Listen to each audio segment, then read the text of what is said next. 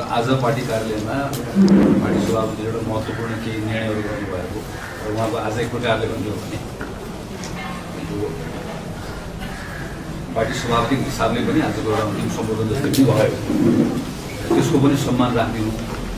त्यस कारणले गर्दाखेरि आज त्यो सम्बोधनको एउटा त्यसको स्पिरिट पनि छ, पार्टीका साथीहरूको जुन एकताको आह्वान पनि छ, त्यो कुरालाई पनि सम्मान राखेर आज एक दिन चाहिँ यो कार्यालयमा जुन ठाउँमा आज पार्टीको साथीहरूको बिचको एकता र उहाँले अर्को कुरा त्योभन्दा पनि महत्त्वपूर्ण कुरा 15औं महाधिवेशन समयभित्र सम्पन्न गर्ने। त्यो समय भनेको हामी सबैले बुझेको समय भनेको 2082 सालको मङ्सिर मसान्तर्ने समय हो, किनकि विधानले भनेको समय त्यही हो। त्योभन्दा पछाडि भनेको चाहिँ त्यो विधानले त्यसलाई त्यो केन्द्रीय कार्य समितिले आजको दिनमा चिन्दैन, सभापतिले आज भन्ने बेलासम्म त्यो चुनावले चिन्दैन। यो सबै कुरा भनेको हुनाले गर्दाखेरि हाम्रो बैठक पछि हाम्रो बैठकको कुराहरू आफ्नो ठाउँमा भयो।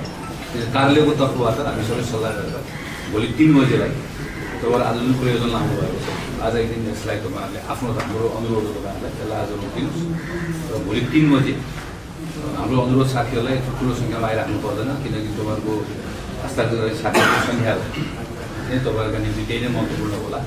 कार्यालयको व्यवस्थापनमा यो अवस्थामा अलिकति जटिल पनि छ, सीमित साथीहरू आइदिनु होला। 3 बजी यहाँ आएर पार्टी कार्यालयको तर्फबाट तपाईँहरूले बुझाउनु कुरा जे अरू बाहिर कुरा जे भए पनि तपाईँले ल्याउने कुरालाई हामी भोलि 3 बजी कार्यालयको तर्फबाट राख्छौँ। कार्यवाही सभापतिले बुझ्नुहुन्छ, भोलि 3 बजी कार्यालयमा आएर बुझ्नुहुन्छ। आज पार्टी सभापतिजीले 14औं महाधिवेशन पछाडिको 15औं महाधिवेशनभन्दा अगाडिको सभापतिको जिम्माको हिसाबले एउटा सम्बोधन गरेर जानुभएको, त्यसलाई केन्द्रीय कार्यालयको तर्फबाट पनि त्यसको एउटा सम्मान राख्नु भनेर हामीले सबै कुराहरू नगरेको हुनाले गर्दा तपाईँहरूलाई पनि आखिर हामी सबै पार्टीको एक परिवारको मान्छेहरू त्यो कुराहरू अनुरोध गर्छौँ। र मेरो साथीहरूलाई एकदम विनम्रपूर्वक अनुरोध छ, यो कार्यालयको मान प्रतिष्ठा राख्ने काम हामी सबैको हो।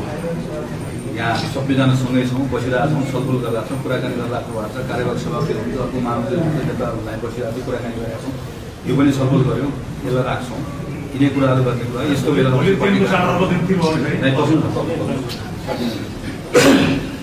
त्यसरी चाहिँ सबैले हामी चिन्छौँ पनि।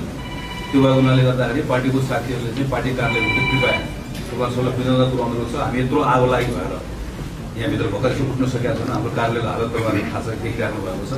यस्तो बेलामा आफ्नै घरभित्र किन योभन्दा अगाडि पनि भोलि बैठक छ, भोलि तपाईँले बुझाउनुहुन्छ, त्यसपछि नै बसेर हामीले छलफल गर्नुपर्नेछ, केन्द्रीय कार्य समिति राख्नुपर्नेछ, त्यहाँ महाधिवेशनको एजेन्डा ल्याउनु पर्नेछ। त्यो महाधिवेशनको एजेन्डापछि 2 महिनाभित्रमा महाधिवेशन सम्पन्न गर्नुपर्नेछ।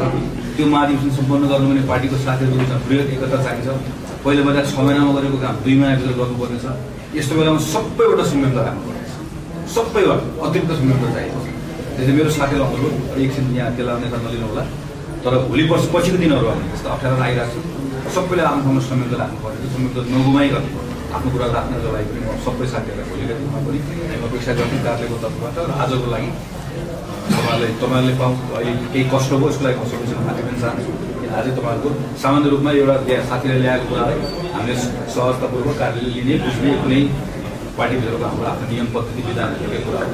तर यति कुरा गरौँ भनिसकेपछि त्यसको सम्मान राखिदिउँ भन्ने कुरा तपाईँहरू सबैले पनि सम्मान राख्नु अनुरोध गर्छु। भोलि 3 बजे तपाईँसँग